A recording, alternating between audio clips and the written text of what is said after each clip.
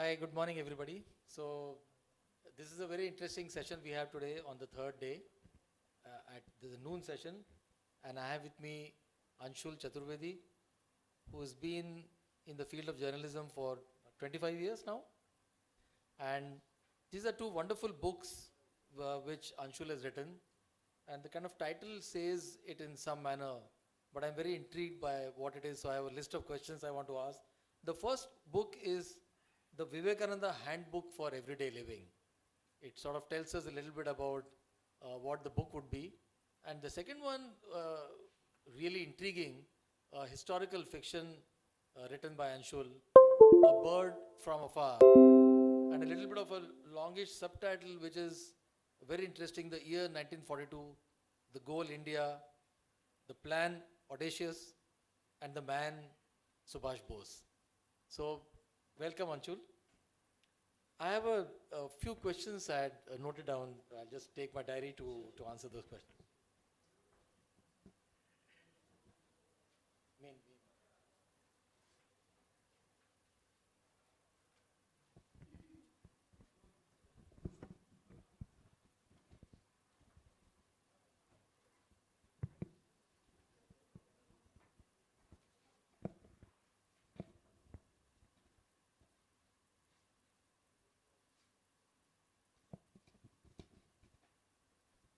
So Vivekananda Anshul is a fascinating personality which everybody in India probably knows but not knows so much about. You know, when somebody asks me about Vivekanand, I mean the first and probably the only impression that comes to my mind is him standing with his hands crossed across his chest and always arai and stop not. I mean, so those are some of the impressions which people carry, but I often wonder uh, what does Vivekanand mean to me in my life? And probably that's the kind of question you are asking in your book, saying the Vivekananda book for everyday living. So when when I looked at Vivekanand, uh, I read in one of your interviews that kind of call him the agony aunt. It's like a combination of Dale Carnegie and Stephen Covey put together. But he also says not Paulo Coelho, and that intrigued me to ask you, saying you're saying that Vivekanand was someone who was with you in your daily life. The questions which came to your mind, you reached out to Vivekanand to answer that. How did that come about?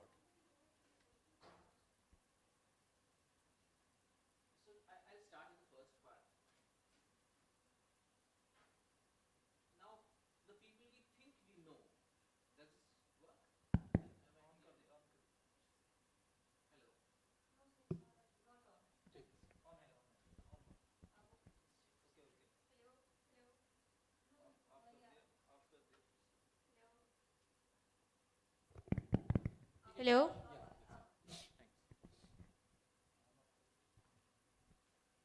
So the most interesting reaction I got for the Vivekanand book was from a gentleman who's older to me. He belongs to Bengal.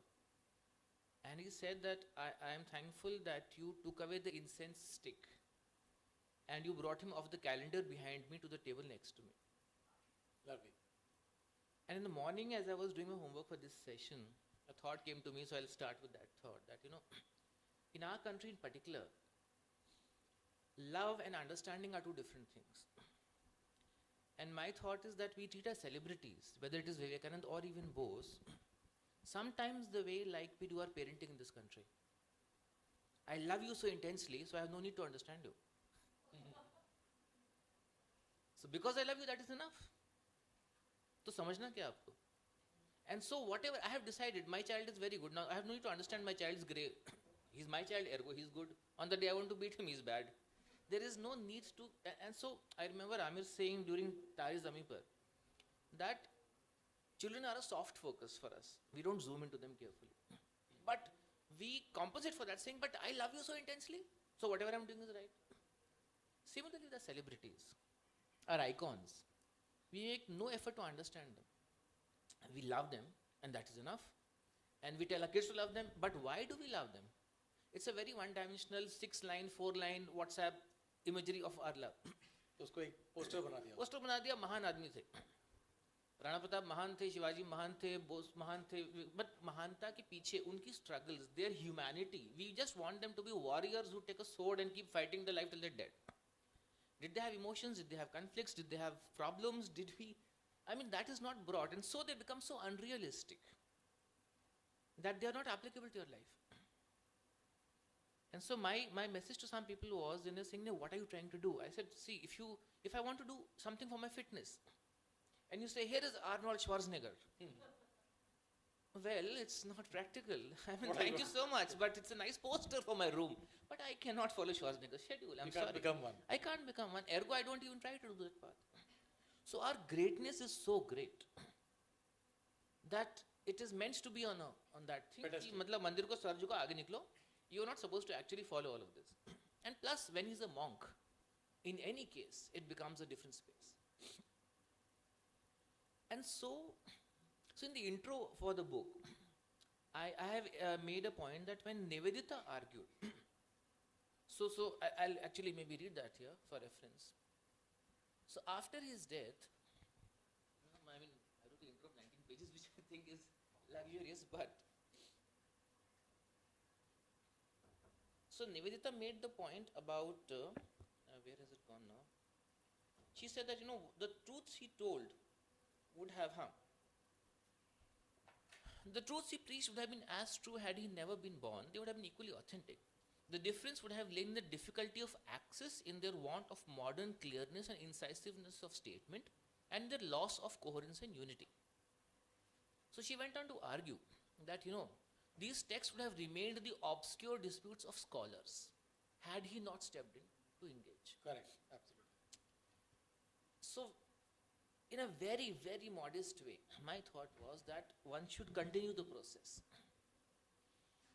to bring things out of what is the obscure dispute of scholars. So he said what was said in the books and what was said by Ramakrishna Paramhans, I am bringing it relevance to the country's cultural life.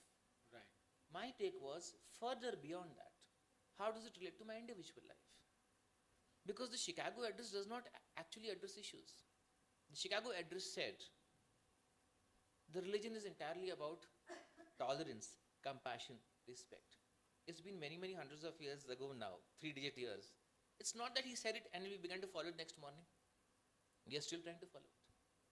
So one is the cultural larger aspect which needs universal acceptance of the thought to be progressed. But what about the individual? Isn't religion about the individual?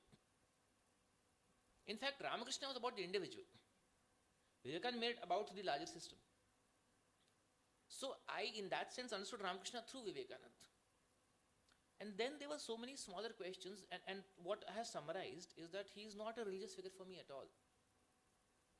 And my journey in the teen space was between two extremes.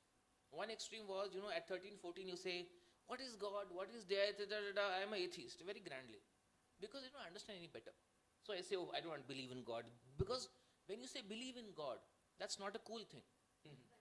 Secondly, the way it is explained to you.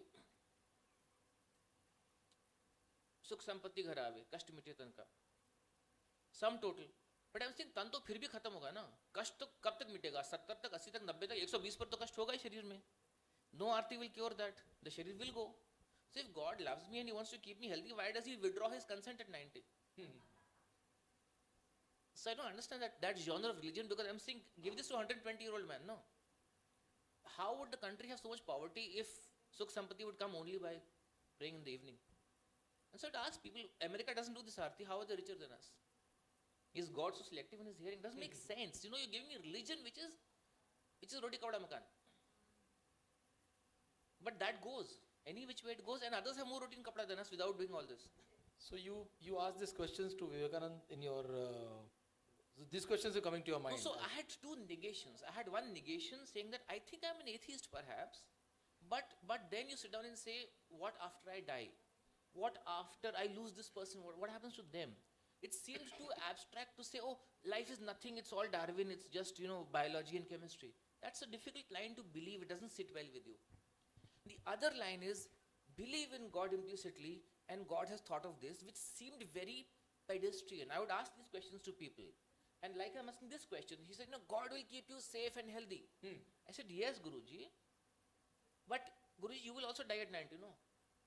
So why is God withdrawing his, if keeping the body healthy is a sign of his grace, Blessing. why does it go away? So Buddha asked these 4 questions, right? In each question, God is not going to stop it. Old age will come, death will come, sickness will come.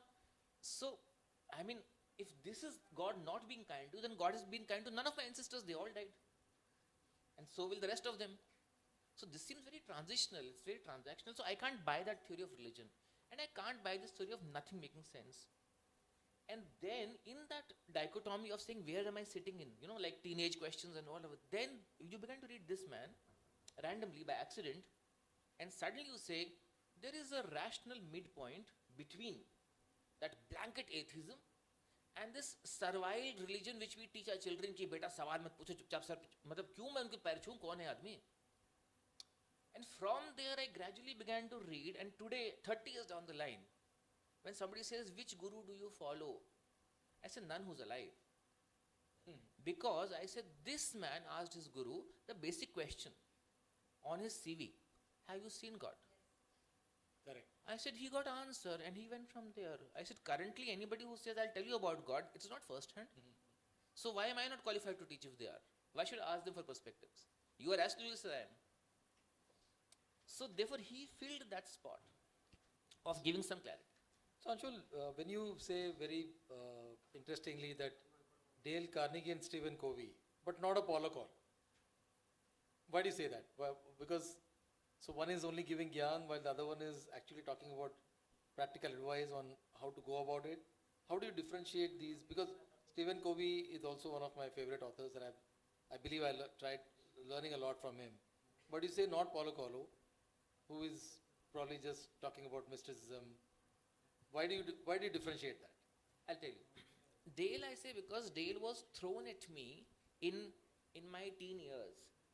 Because I was this very, very introvertish, morose, philosophical, and you know my relatives would come and say कि बेटा तुम मुकेश सुनते रहते हो सारे time कुछ दिल will तो नहीं टूट गया. I said no, it's just I relates to this deep sad communication. It's nothing about being heartbroken in class 9th.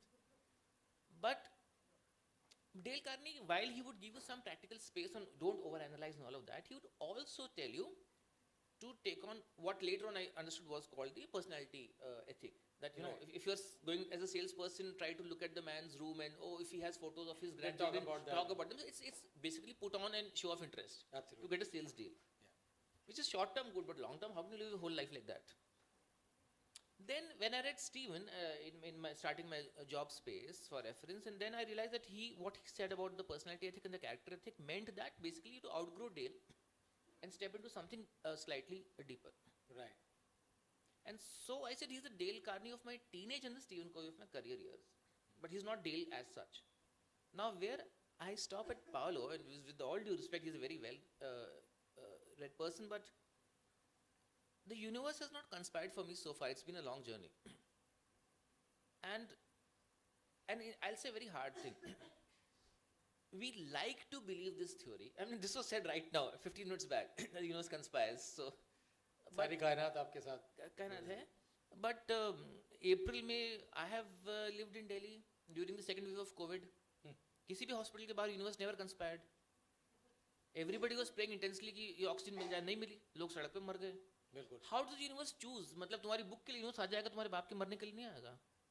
The fact remains that everybody who dies surrounded by people around them wishing they had lived longer. Absolutely. Praying And the universe does not step in there.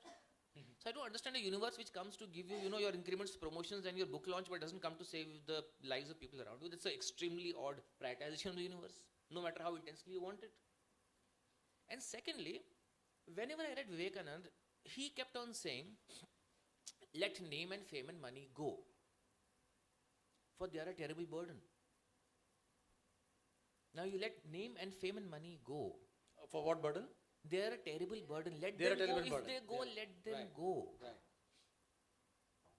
And recurrently he would say, and so in popular culture, when I found things which made me think of Vivekanand, and there are 3 particular things which stand out in my mind space, that I start reading him, and then where do I find a resonance in things I'm hearing, listening to elsewhere? So when I see Pyasa, and when Gurudat grandly says, ये दुनिया मिल भी जाए तो क्या है? I say, isn't this what Vivekananda was saying?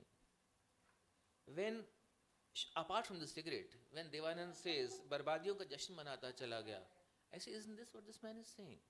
When Jagjit Singh says, आदमी आदमी को क्या देगा, जो भी देगा वही खुदा देगा, I said, it's exactly what he said. I don't care for human help. So I began to pluck at popular references saying, this is relating to me because I am coming from that thought. All of it is saying, what you get is transitory, it will go. And then there were practical questions, and I have put that small point when I'm talking about death in the book, that I was 5 years old wearing a Superman t-shirt and going to watch Superman. And the man who was Superman, Christopher Reeves, by the time I'm a teenager, he's in a wheelchair. Is the universe conspiring to make him fly? I waited. He was in that wheelchair, he went into a pool, and he died a miserable death. So the fact is that, I mean, in the last 1 year, 2 years, Siddharth Shukla, anybody else, people in the prime of life, Michael Schumacher. Absolutely. So where has the universe gone then? And when Vivekananda says it can go anytime, don't hold on too tight. Let it go if it goes. I think that's actually more accurate than this fooling of children saying, beta, I mean, if I believe very strongly today I want to be astronaut, at this age can I start and do it? I don't think it's going to work. It will not be possible. It's not possible. And so even when talked about careers, I said, supposing you are an officer in the Japanese or the German forces, and you say, I will one day be a general, I'll win a gallantry medal. तुम्हारी country war जाएगी नहीं बेटा, कुछ भी कर लो. So how the hell are you going to win gallantry medals? Your country does not go to war anymore. So you are wishing, and you have a certain age group, you will retire. So the world is not interested in this coming together. That's my experience, and my lesson from Vivekananda is don't care if it does or it does not. It may, Right. it may not. If it does not go according to your wish, let it go. But, and coming back to Vivekananda, Anshul, today, he's kind of divided into two very extreme, either people put him as deeply religious, Ramakrishna, and following the tradition, or very strong Hindutva or Hindu philosophy, or it becomes very cultural and political. So you get divided, Vivekananda gets divided into these two extreme aspects. While you are saying, I wanted him somebody I can embrace, somebody whom I can call my friend, who will hold my hand and tell me when I have a doubt. How did you discover Vivekananda as you went along, where he answered your questions? See, part one is that I have a healthy disregard for collective opinion. Because But you're not being sort of deliberately skeptical, or is that your journalism background coming in the play? no, it's not that. What I tell people is that I analyze collective behavior only if I'm paid a salary to do so. Okay, Then I analyze it because it sells my product. sure. But in my personal space, I just think that, see, today if you pick up this bottle of water, people are sharply divided about it. There is no solution to that. Also, people's opinions change every 5 years or shorter. With a celebrity, they change every 24 hours. And you will be left with nothing of your own thought process if tomorrow you begin to take them too seriously. So they are fine. They can worship him. I don't worship him blindly.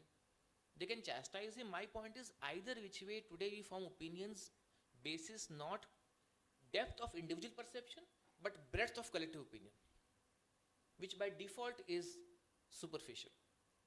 The lowest common denominator. No, Hitler was a bad man. In 1939 Hitler was a great man for Germany. That's also true. Churchill was a racist. Churchill was the savior of Britain. Absolutely. Stalin was a whatever. Stalin was the man who stopped fascism. Everything is true. Depends if you're Russian or a German or Italian or Indian. Depends where you're standing. There is no absolute truth in these opinions. Same question comes with both. So, I'm just saying I had learnt enough of him, and learnt is the wrong word. I would say absorbed enough of him to understand that. I mean, I'll read out the conclusion of the book, and then you will know the point. Though it's a bit of a giveaway, but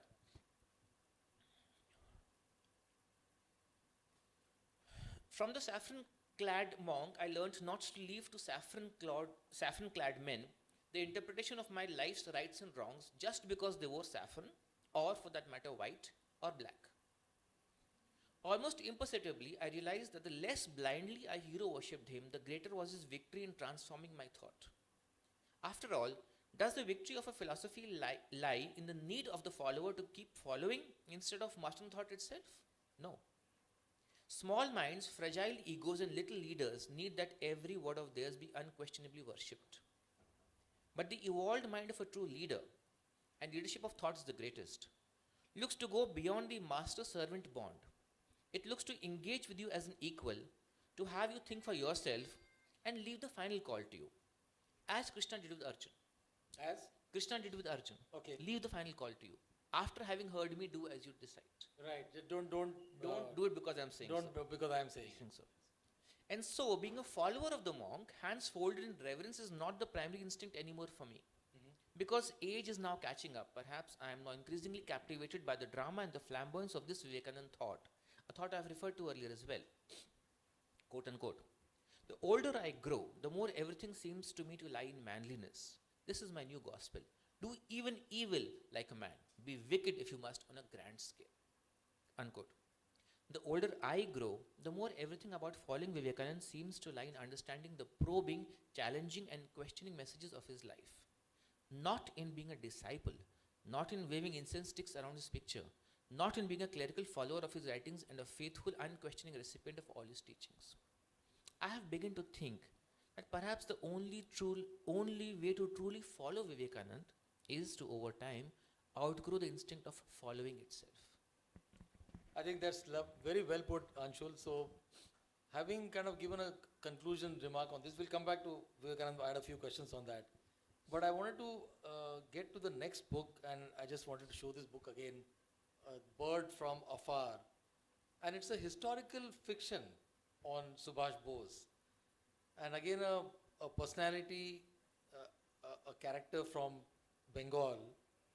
The third one, again, my favorite, Rabindranath Tagore, you're not touched upon here, but I hope so at some point, because these are, in some sense, Anshul, three personalities of West Bengal who are kind of almost untouchable. The moment you talk something against them, there's a lot of hue and cry. Rabindranath Tagore, people rarely want to say anything against him. Subhash Bose, again, is held in this kind of a iconic status, while he was, in some sense, doing a lot of things which are against what India was, what Gandhiji was doing. And there are interesting thoughts about Gandhiji's views with Tagore, and all three of them kind of existed in Calcutta at the same time, all the three characters. So my first question was, how, and Subhash Bose has been written, criticized, critiqued a lot. But what you have done is a protagonist, created a character which is in the genre of what publishers call the historical fiction. How did this idea come about? What made you, Vivekananda, I know it was a kind of a personal journey of wanting somebody who is a friend, philosopher, guide, or something in those lines. Not a guru, as you say, not blindly following. What made you, what was the attraction for Subhash Bose when so much has already been written about him and you created a story out of it? So there is one small personal resonance, because when I read Subhash's own writings, he said, at 15, Vivekananda entered my life and everything was turned upside down. So I thought I was 2 years late. It was 17, but it's a message which resonated, and then I wanted to understand how it impacted his decision making. And when I looked back at his life story, I thought that a lot of it was aligned to these thoughts. A lot of his vision of his personal life was aligned to Vivekananda's teachings, but he would not talk about it too much. And a lot of his political decisions were aligned to what Vivekananda and Ramakrishna preached about what this country should be, what its culture should be.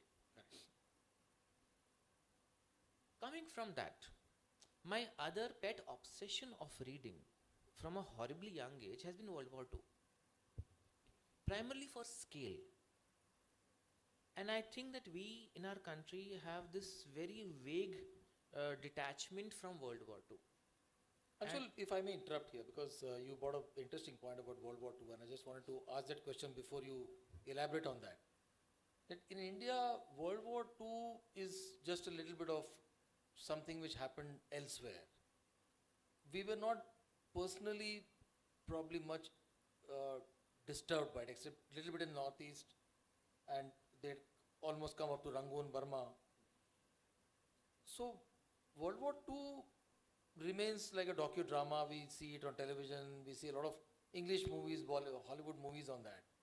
We don't see that in cinema or in culture here, right? So how do you were talking about World War II is something which attracted you in childhood, but not something which you see in popular genre today in India, right? See, in India, I think we have not. How do I put it? I think we are too insulated sometimes in the way we look at the world. Right. And I may say that tendency is increasing, not reducing. Because war, war is a very good instrument to clear the fog of impressions. There is a letter in the book, which obviously it's just fiction from my side, but what Rommel is writing to his wife, Mhm. saying that I just hope that this whole concept of historical superiority is not something we take too seriously even in Germany, because that's where Germany was completely lost on the face that we are the supremest race in the world and all of that. Because he recounts that I swept through Egypt and the locals had no say in what was happening. The Germans took Greece in something like a week. Italy needed Rommel to help Italy out because it was being bashed up in North Africa. So what Alexander did, what Caesar did, was not relevant on that given day when actual war happens. And unknown countries and unknown systems, broke out and did things. And so whatever in the past, the grandeur, it is tested very quickly when actual war happens in any space. The other thing that when you talk about, say, when the war came to our borders, and I have sometimes marveled, I see sometimes on Twitter, Indian soldiers who fell in Italy or World War I during, say, the Turkish campaign and so on and so forth. And you have statues dedicated and to the bravery of the Indian soldier. And I'm saying the bravery of the Indian soldier is a good point, but when you look at the battles at Kohima, you say Bose came with the INA. And who stopped Bose in the INA? The Indian soldier? Our own people, Our own people? like the ones who. So the battle at the INA front is Indians with the Japanese and Indians with the British.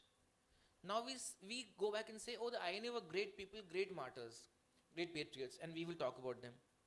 And we'll say the soldiers who fought for the British were also great soldiers, and we keep celebrating them. I said, how can we be that schizophrenic? How can they both be our heroes? Doesn't make any sense to me.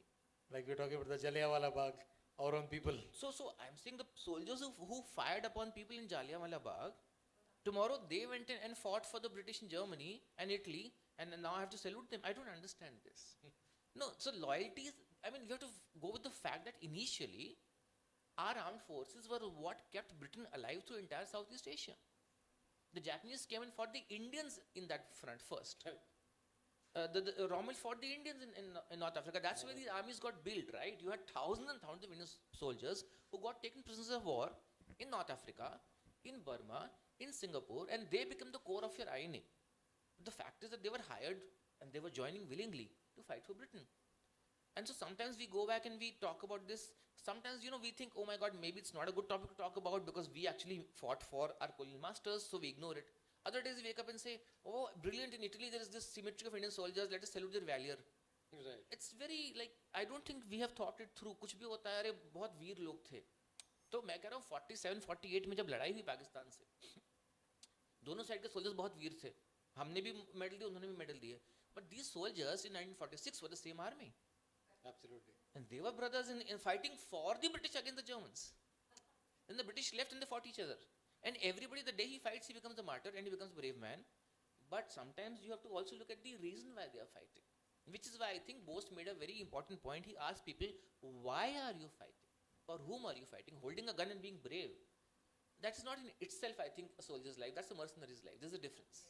So your protagonist in the novel, Anshul, when you talk about, so what are those traits of Subhash Bose which really inspired and they are reflected in the protagonist?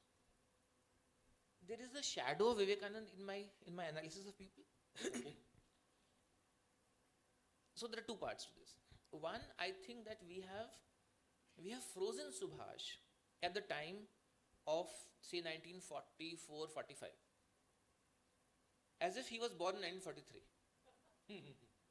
There is no Subhash before that. We don't talk about it. He was a mayor. He was a follower of Chittaranjan Das. He had a certain standing in Bengal politics. He had things in the Congress. There was policy points. Uska summary kya gaya? He and Gandhiji disagreed. Arey, Gandhi disagreed with half of the country, yaar. Right. Gandhi disagreed with Nehru in 100 things. So that can't be the one definer. We define Subhash as anti-Gandhi. One line and then One he line. moved to INA. That's and it. his air He crash. fought and he fought and उसके बाद story क्या चली गई है कि अच्छा क्या हुआ crash के बाद. Gumnami Baba. So I have no idea. I have not researched on that. So I am not qualified to comment on any of that. Happened, didn't happen. There are 25 versions. DNA test की बात होती है. But all I am saying is that is Subhash not what he did, what we saw of his thinking, is that not more important to us as a country today than what notionally happened post his crash? That's a separate part. But it doesn't change that this is a man who, from the age of 15, began talking about theory, philosophy. In the 1920s, he talks about he is the guy who wrote the most, I think, of Indian political leaders. He explained his thought process, his philosophy, the forward block's perspective. He has written so much. Right. Coming from that, when he goes through and he holds his position, and like in the Vivekananda spin-off here, letting go of the civil services, letting go of the Congress. Recurrently, he took off one big visiting card and found another one. That intrigued me. And then towards the end of his life, see, he's in the Congress, but he's not a Gandhi worshipper. He's with the Axis, he's not a Hitler worshipper. And then I stepped back and thought, at that point of time in this world, the biggest icon of non-violence was Gandhi, the biggest icon of violence was Hitler, and this man was disciple to neither and dealt with both. There has to be a certain clarity of his own vision, his own thinking. So I went back to read more and more about it, and then I've tried to speak for him coming from that trajectory in the book. So when you're imagining some scenarios, because it's historical fiction, right? So you're talking about some dialogues. So it's backed up by a lot of research about the actual scenarios which happened, or like the Rommel letter, you also create a lot of them to make it interesting. How do you strike the balance? So there are two parts. One is that Rommel actually would recurrently write letters, and for example, and sometimes very interesting, because at some point, he wrote to his wife in 1939 and said, Poland is going to be over and I shall be home soon.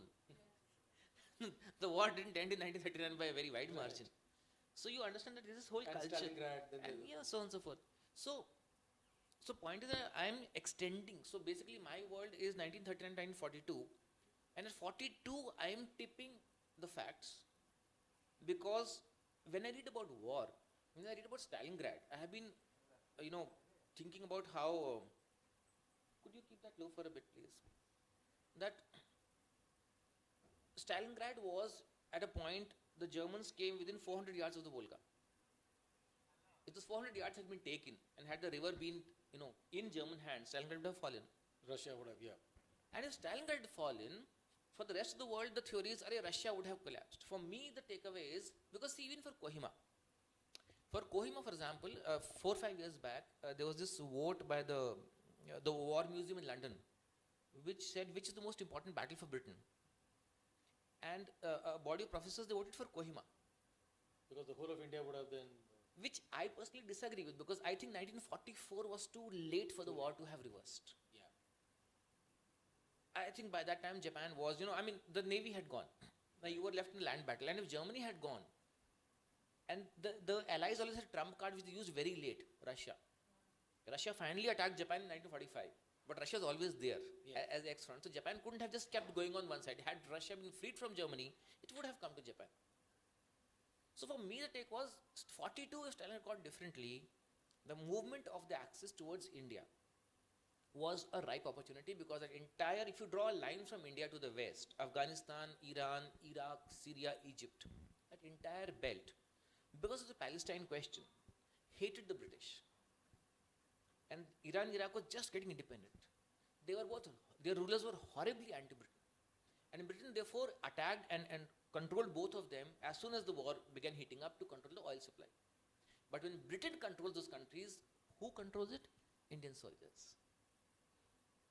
So, for me, the point is not what happened to Russia. My point is that India could very well have seen action on this front if that front had collapsed. Is that why in the subtitle of the book you say the year 1942? Because you put that as the most Yes. critical point. Yes. 42 is the inflection point of the war. And the audacious goal of India to. It is what the original plan was. His original army was raised in Germany. His original army was consisting of troops captured in North Africa. INA is not his original army. The INA was being formed much before Bose ever reached that part of the world. So Anshul, very little historical fiction of those days. I mean, I wrote and translated historical fiction from the Maratha literature. A lot of that is Shivaji in those times, the Peshwas, the Marathas. Not much of historical fiction. I suppose this is the first book with Subhash Bose as a fictional character. I think so. Yeah. A lot of biographical novels on that. I just wonder why somebody didn't attempt something like this before. Is it because of what we started with the discussion with saying nobody wants to touch Subhash Bose other than just presenting facts of a historical kind?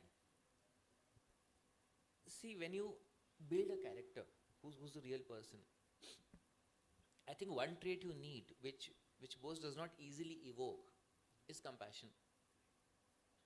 You have to care for the character. If you only worship him, you can't delve. Secondly, I think that the appetite for theory, possibility, his real life has so much happening. And we have spent enough years in decoding the mysteries of his real life that to enter the space of fiction is not required. There's enough fiction or fact / question marks in about reality. There's a movie on Gumnami Baba now. Yeah.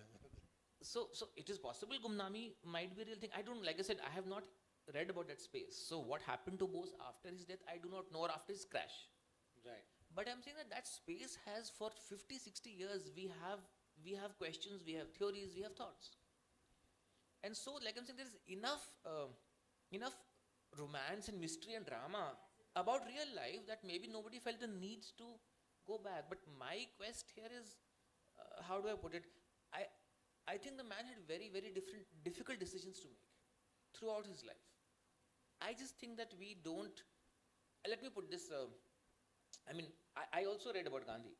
So from almost school, college level, when I read about Tripoli and all, instinctively I would be like, it's not that you choose it, but between Bose Gandhi conflicts, I would think, okay, Bose is the person I align with maybe mentally.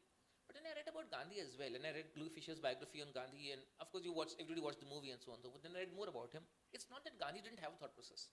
Gandhi had a very coherent thought process. So did Nehru. So did Bose. They had different thought processes. Doesn't mean that any of them were intellectually inferior people. They had divergent takes. But in all of that, like we discussed, we have found Bose's, for us, his takeaway is in that uniform with jackboots. Because nobody else in India had that picture. He's the only man who said, I will raise weapons. So that has become his definer. But so to come back to the first thought, I'm saying, when I read about Gandhi, I would read so much personal information. Yeah. The charkha is not related to politics. Goat's milk is not related to politics. Why he wore the loincloths is not related to politics. These are his personal decisions. Gandhiji mandat rakhte the, Gandhiji ye karte the. So many undercurrents. Subhash Bose, all I read is politics, country. Did he have a personal life? Was he given the space to have a personal life? Does Emily matter in the larger space? Yeah, his wife. It doesn't. Not even mentioned. So he left his mother, he left his brother, he left his wife, he left his daughter. All he's doing is national duty, basically.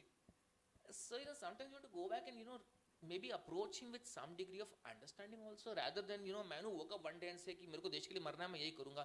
But nobody lives like that, right? So that is where I'm trying to step in and maybe recreate some of his life, because he didn't talk about it, nobody talks about it. So how else do you bring it? Through fiction. Wonderful. I'm sure the readers would enjoy a historical take on it. Coming back to Vivekananda, just to trying to look at both the books, both your writings together. The third one, of course, we're not talking about Tagore right now, but those are the three iconic figures which stand out at that point in time in Bengal. There's so many more before and after as well. But even after that, who has been bigger than Bengal? Yeah, I think the only one people probably talk about is Satyaj Ray maybe in terms of movies, but really no one after that. So if I were to look at like in the management jargon, uh, Vivekananda intersection Subhash Chandra Bose, what would your comment be? My comment would be that Subhash was the most genuine and honest political follower of the Vivekananda philosophy. Okay. In fact, Subhash, in whatever he followed, he had no posturing. No posturing. When a politician says something, some of it he believes, some of it he has to say because at that moment it suits him. Subhash had no posturing.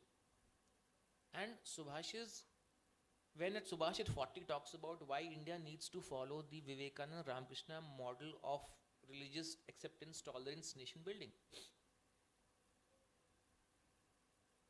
I mean, not as a critic or observer, but genuinely, I'm saying कि 40 पे बात करें विवेकानंद की, ये 15 पर भी बात कर रहे थे. ये अभी 40 साल पे उठाया नहीं कि ये डायलॉग सूट करता है तो मैं ले लो. So his also decisions reflect that sort of a thing. And therefore, I think if you had to look at a leader of stature who inherited that philosophical space of the Vivekananda Ramakrishna area, so to say, I think people keep talking about, in America, let's just say 2 years back, a congressman's aide wore a t-shirt with Subhash Bose. And that blew up in America, saying this is a fascist Hitler supporter. My God. This congressman's team is pro-Hitler. So the Jews are tagged saying, look, this man, he supports the genocide of Jews because he has a Hitler allies picture on his t-shirt. It goes into so many loops. But we need to read what the man wrote. And I think the problem is too often we don't read what they write. I mean, Subhash wrote so much, Vivekananda wrote so much. If we read them and we have the time to read them, we will form far clear opinions then waiting for the second, third, fourth hand summation. उनकी birthday पर 3 message आता है, उससे हम summarize कर लेते हैं कि आदमी कौन है. So there is definitely intersection in the sense that somebody who others can pitch as conflict driven, Mussolini's friend, Hitler's friend, Axis, Japanese. But this man, when he talks, he writes from the time of his college days. He gives due respect and due understanding to Vivekananda and through him to Ramakrishna of a level which I have not seen before or after. So Anshul, as a concluding question, and I know it's a difficult one in terms of trying to sum up in a line, but to you, what would Vivekananda mean as a friend who has answered many of your questions, and as Subhash Bose, whom you have tried to put it in a character based on his life? How would you summarize them just in a few lines? What would Vivekananda mean to you, and what does Subhash as a character stand for? I think one convergence point for both of them is first spending time to build and distill your own thoughts. And once you have done that, not give a damn for what anybody else thinks. Okay. That is the commonality. Vivekananda could not be bullied by somebody who's a religious icon and saying, हमारे धर्म में ऐसा होता है. He says, मैंने धर्म समझ लिया, तुम मेरे को ज्ञान मत दो. And a boss once made up his political mind. If Mahatma says, I disagree, he says, thank you, I will not work with you. If the Axis says, I disagree, he says, I'm sorry, but I am not. No, so the book also explores that part because there is this whole theory that even had the Axis won, Bose would have been a tool, an instrument, an ally, Correct. a quisling. Not really the top leader to lead. And my mind says to me, अगर यही करना होता तो कांग्रेस में क्या बुरा था, ICS में क्या बुरा था, हर बार he was told to compromise, he walked out. So I want to build that world where he does work with the Axis, and then what are the challenges that he would face? Because the Axis otherwise were a brutal, like you take any other country, I mean Romania, Hungary, Italy, they were not equal partners. But this man's fitrat is not to be unequal partner. So that was, maybe we can, of course you can't historically address it, but that was the mystery of the point. What would this man have done had he actually been in a position with the Axis countries to come to India? Because Nehru's point was that if the Axis come here, they will subjugate us. They will never go back. And Subhash's point was that I will not mix external aid with internal policy of my country, which sounds odd, sounds philosophical, but then if you look back at World War II, and so metaphorically, in a discussion I've had with, let us say it is Jinnah and Subhash having a conversation, and you talk about ideologies and all of that, and the point I'm trying to make him remind is that, does Churchill believe in communism? No. Is Churchill working with Stalin? Yes. So you can work with people you don't believe with if your nation's interest at that point requires, and you have to. It doesn't mean that he will embrace communism within Britain. So he says, if I work with Germany, Churchill works with Stalin. Is therefore Britain communist? Am I therefore supposed to make India fascist? Why do you extrapolate those thoughts? तो ये बातें मुझे लगता है कि इस distance पर सब छूट गई हैं. बहुत सिंपलिस्टिक है, डब्बा डब्बा, मतलब हिटलर के साथ बोस, इसके साथ वो, and that's what I'm just trying to go back and remind people that political thought can have nuances. So Anshul, so last comment and maybe some reaction from you. So when you talk about these what if scenarios, so is that something which is a book in your mind saying what if this had happened or what if that had happened, and you want to, because these are some of the fashionable historical debates people have about the what if Gandhi had not died, what if Sardar Patel had become the Prime Minister, what if Bose had survived. I don't know whether a second book is required. Having said that, the book stops at a point where if you want, you can build a second book on it. But I think the question, the contemporary question, now the point is I didn't write Bose because Bose for me is actually a romantic story. The man's life is a romantic tale. It's not a political story. I don't care politically who likes it, who doesn't like it. It's not meant for that. It's not for a current space. But the one undercurrent which does come as a what if, and it's a very big what if because today it changes so much of how we live. Right. So my point is, and so I'll give you one political point here. Before he escaped from here, okay, in the 1941 or so, 1940 is the time when Forward Bloc entered into a political alliance with the Muslim League. In Bengal, the Muslim League and the Forward Bloc were together. And Subhash faced a lot of flack for that. He said, I know that some people are very angry with me allying with the Muslim League. He said, but I think that this has a profound implication, not in its own space, but in its potential. That if we can work with the Muslim League, then there are undercurrents for the overall how the country moves from here. And this is a small point. So Mihir Bose has written a biography of Subhash Bose. Yeah. And I've referred to that in the book. That there's a point where the Muslim League rules, before this alliance happened, they rule in Bengal. Forward Bloc is doing some activities, and the British governor of Bengal asks his chief ministers, why is Bose not arrested for all of this? Because others you have arrested. And they say, we have a backlash from our Muslim voters. So Bose was a man you could not box into one space. If you touched Bose, everybody reacted. Not just the Bengali, but also the Marathi and the Pathan. Not just the Hindu, but also the Muslim. Everybody. So he cut across this space. Lovely. Just to sum up, a wonderful historical fiction titled A Bird from Afar, and a very interesting book on the Vivekanand, the Handbook for Everyday Living. Thank you, Anshul. Beautiful to talk. We have a few questions. Yeah, please.